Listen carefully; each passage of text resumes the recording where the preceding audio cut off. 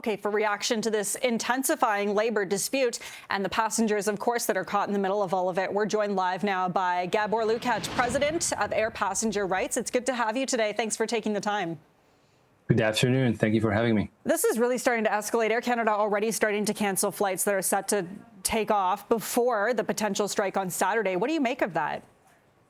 Air Canada is making a business decision within its control to not operate some flights to avoid extra cost of parking aircraft at other airports, or perhaps having to fly back aircraft empty without passengers, without flight attendants. But these are still cancellations that are within the carrier's control.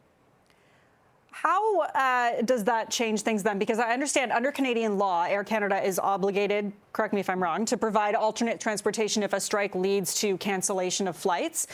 So within this time period before there actually is a strike, does that change at all under that law? It makes a big difference because under Canada's somewhat problematic laws, when a flight is canceled once a strike is ongoing, that is deemed to be outside the carrier's control.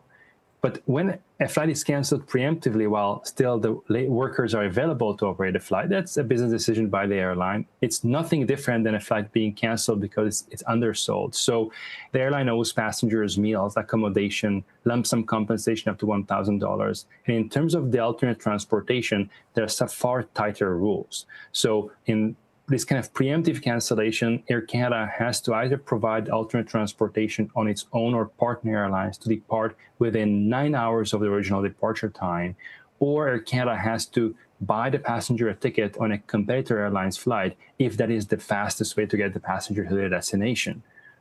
While once the strike has began, this 9 hours stretches to 48. So once the strike began, the airline has to provide the passengers with alternate transportation on one of their own or partner airlines departing within 48 hours of the original departure time, or else buy passengers a ticket on a competitor.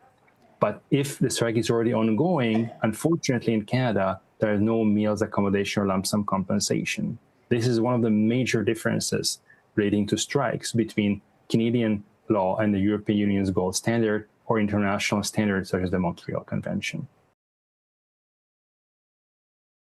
So for reaction to this intensifying labor dispute and the passengers caught in the middle of it, we're joined live once again by Gabor Lukacs, president of Air Passenger Rights. Gabor, it's good to have you back. We were speaking earlier before the union held a presser earlier this morning. You and I were both listening into that, so we wanted to bring you back and get your reaction on it. I understand one of the parts you wanted to talk about is their argument that they want wages that are at least comparable to other airlines, if not a little bit higher for their flight attendants, and they said that would help with passenger safety. What did you think of that? Good afternoon. It's great to be back. I do support and validate the argument put forward. When you fly, flight attendants have a very important role. If there is any kind of emergency, whether it is somebody who has a medical emergency on board, or whether, God forbid, you have an emergency landing and you need to evacuate the aircraft quickly, the flight attendants are lifesavers. Their ability to function and be well rested, well paid, so that they will be able to focus on you as a passenger and not have to worry about how they are going to feed their kids, where they are going to sleep, what they're going to eat that day, is a safety concern for passengers as well. So you say it's a compelling argument. Do you think that will stand out? I know you don't work for Air Canada, obviously, but do you think the actual airline itself will be maybe considering that now, thinking about passenger safety?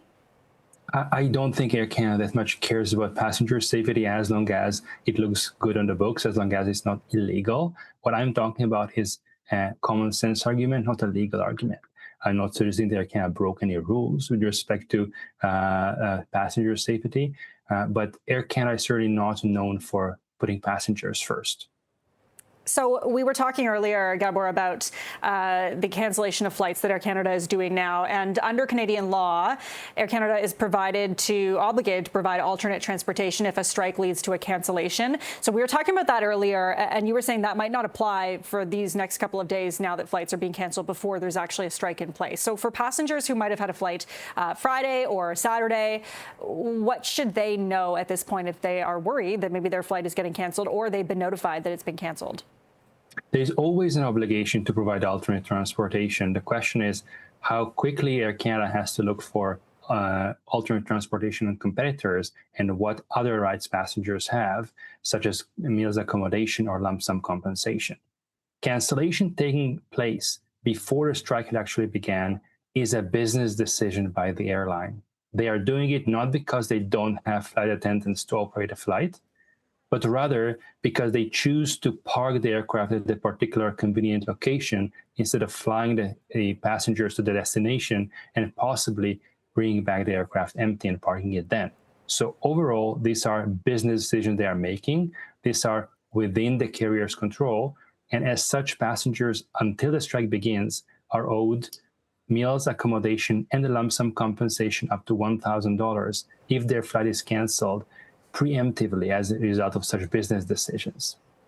Okay. Once the strike begins, unfortunately, Canada's air passenger protection regulations are faulty, substandard, and therefore they don't provide meals, accommodation, or compensation for passengers affected by cancellations, only the right to be rebooked on alternate transportation, including on competitors if Air Canada is unable to rebook the passengers on its own or partner airlines to depart within 48 hours of the original departure time. Okay. Gabor Lukacs, president of Air Passenger Rights, so much to watch for. Thanks so much for joining us once again today to pick up that conversation. Appreciate it. Thank you very much for having me.